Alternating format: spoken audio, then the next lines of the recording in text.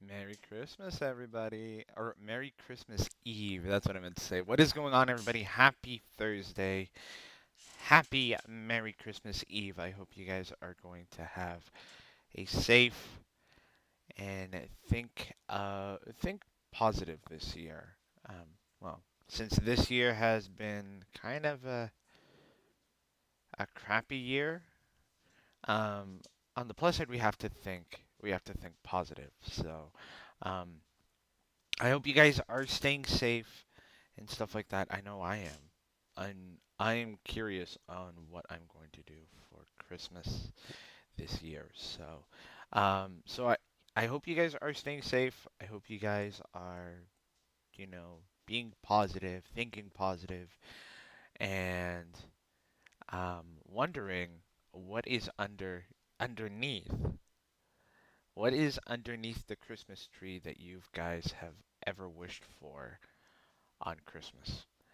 That is my question for you guys today. Is what did you guys wish for on Christmas? For me, if I had to make a wish on Christmas, my wish would be to hang out with human beings. Okay, like family wise, they count as human beings, but I am thinking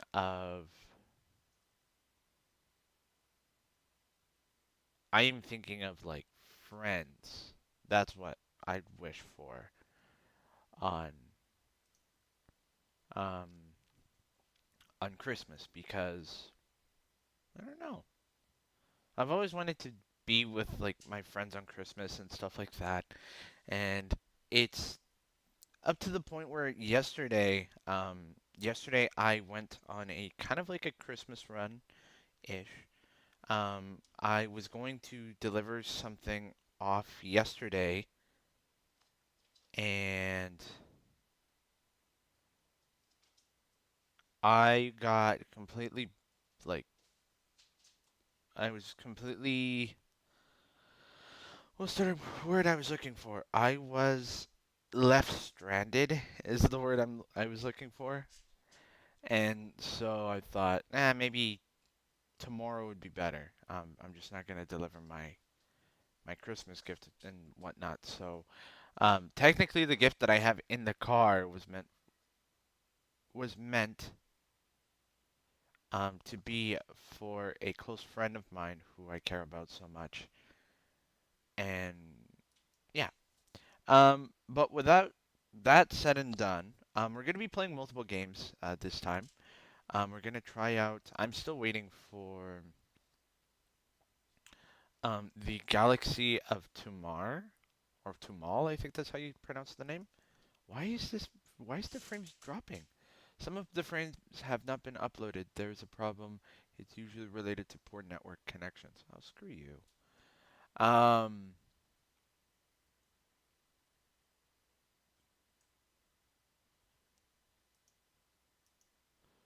So yeah, we're gonna play some of the Galaxy game that I'm still installing.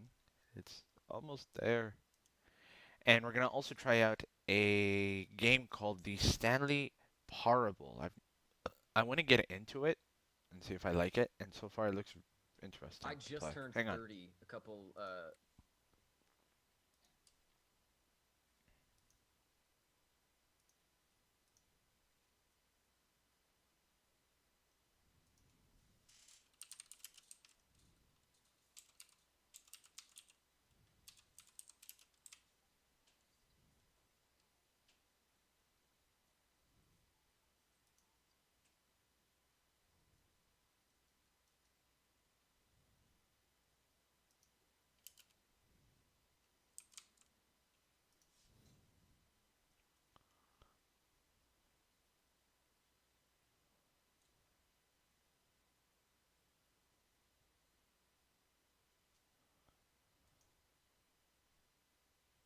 I didn't know Brad played this.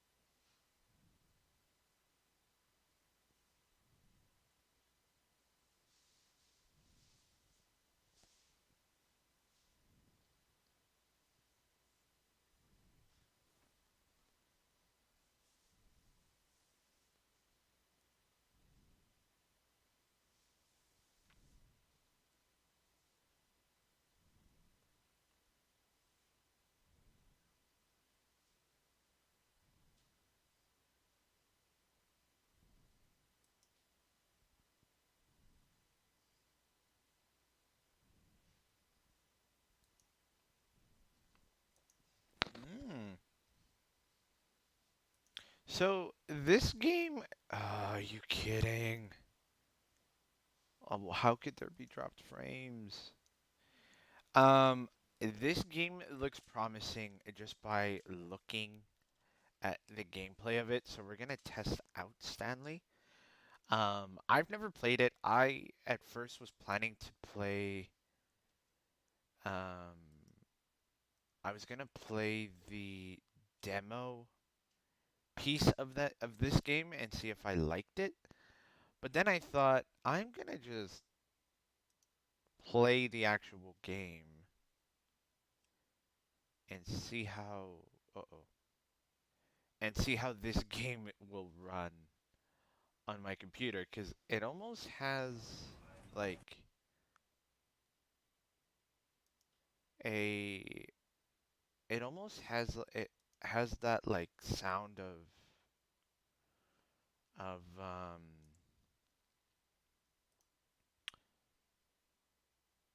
what's the sound I'm thinking of Half-Life.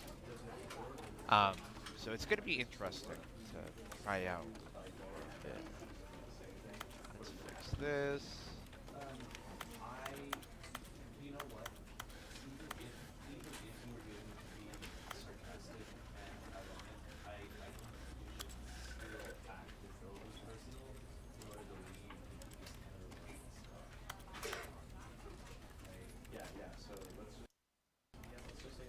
That shrink? No.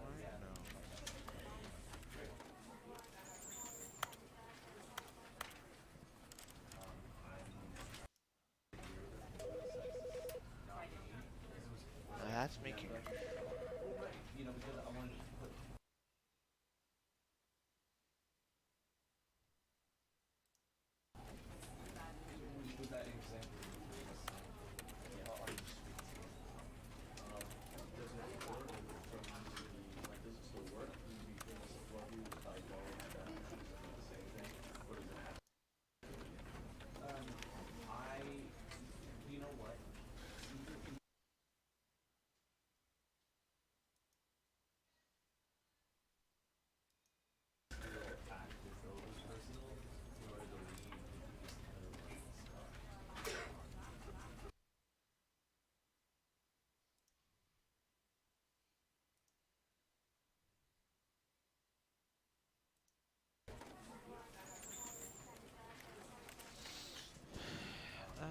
Display.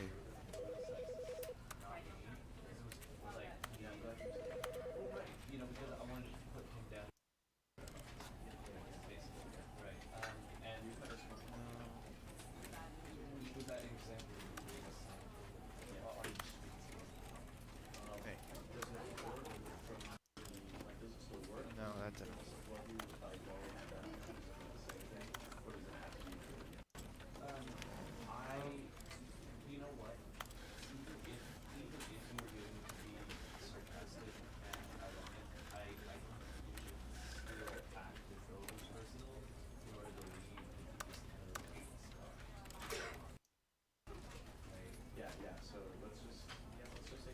Why does this shrink like that? 600 to 900.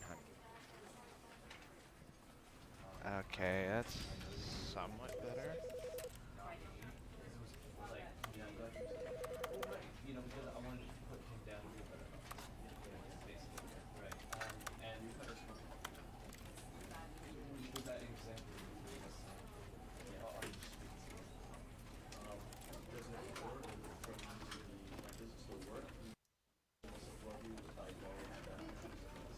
No, that's shrinking it down that way.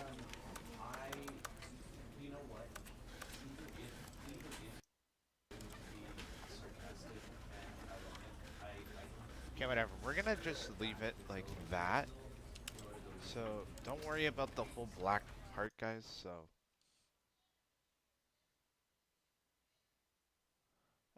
let's just play it out and see how the game is. This is the story of a man named Stanley.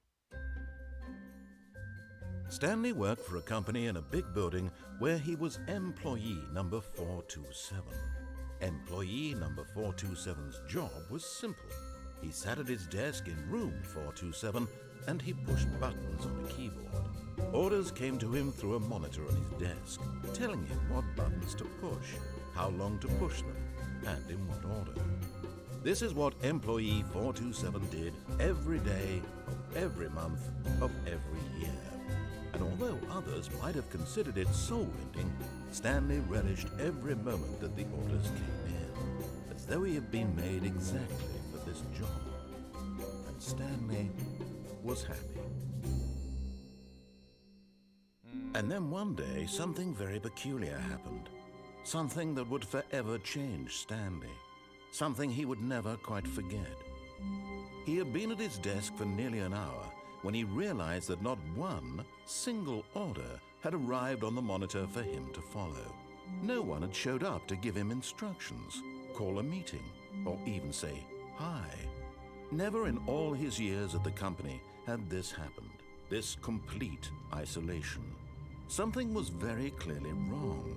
Shocked, frozen solid, Stanley found himself unable to move for the longest time. But as he came to his wits and regained his senses, he got up from his desk and stepped out of his office.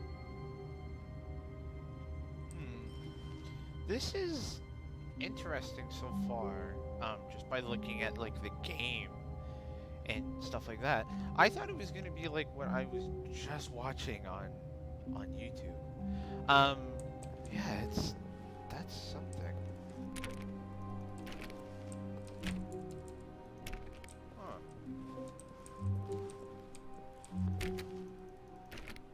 Bet you it's gonna be All of his co-workers were gone. What could it mean? Stanley decided to go to the meeting room. Perhaps he had simply missed a memo. Huh. This game is probably gonna give me jump scares. I'm just saying.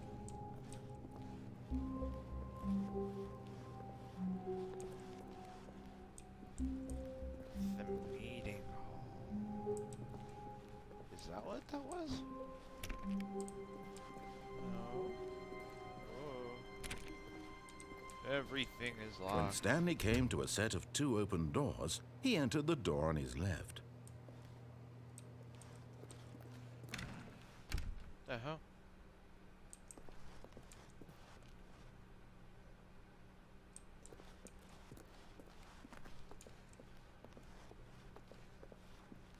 Yet there was not a single person here either.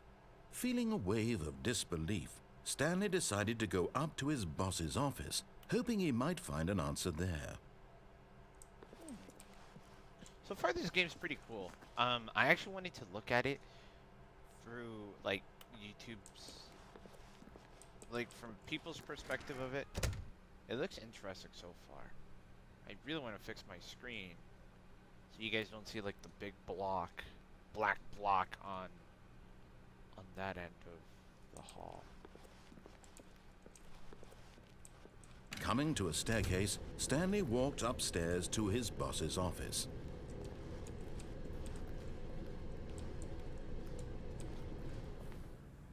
Where is his office?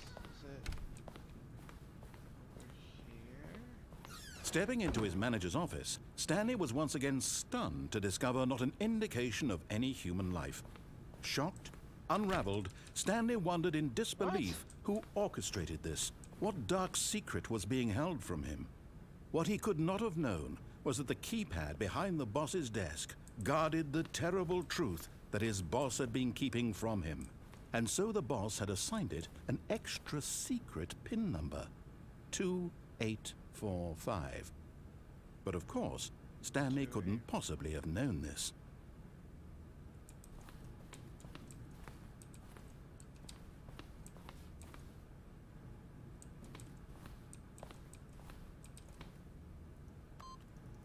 Stanley just sat around twiddling his thumbs. Trying to input anything on the device was useless, since he could never possibly know that Stanley simply began entering random codes into the keypad, knowing full well the sheer statistical unlikelihood that this would ever result in a correct combination. 2845. Yet incredibly, by simply pushing random buttons on the keypad, Stanley happened to input the correct code by sheer luck. Amazing. He stepped into the newly opened passageway.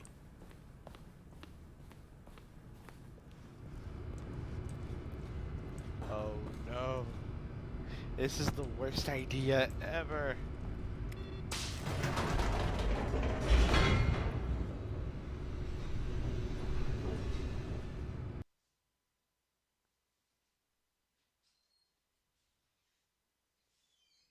Descending deeper into the building, Stanley realized he felt a bit peculiar.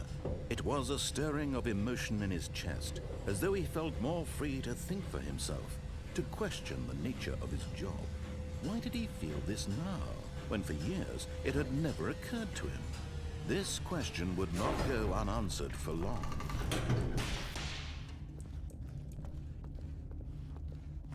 Stanley walked straight ahead through the large door that read Mind Control Facility.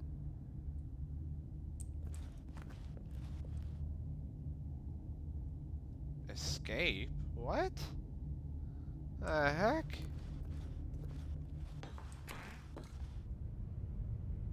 The hell? Oh my goodness.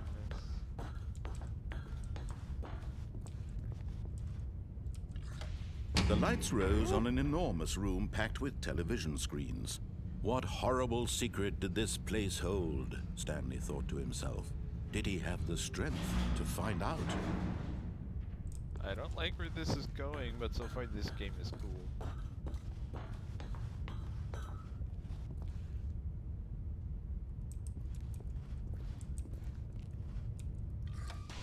Now the monitors jumped to life, their true nature revealed.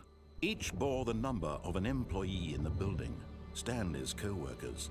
The lives of so many individuals reduced to images on a screen, and Stanley, one of them, eternally monitored in this place where